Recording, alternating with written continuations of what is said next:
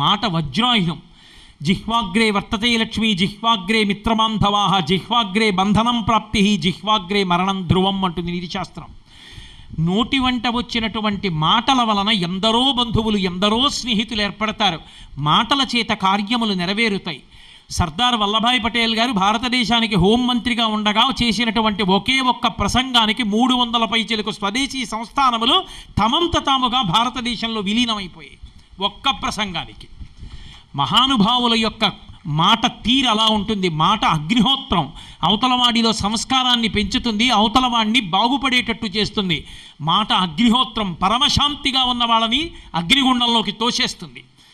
విప్లవాలు సృష్టిస్తుంది, శాంతిని ఏర్పాటు చేస్తుంది. ఒక్క మాట ఎంత దూరమైనా వెళ్ళగలదు.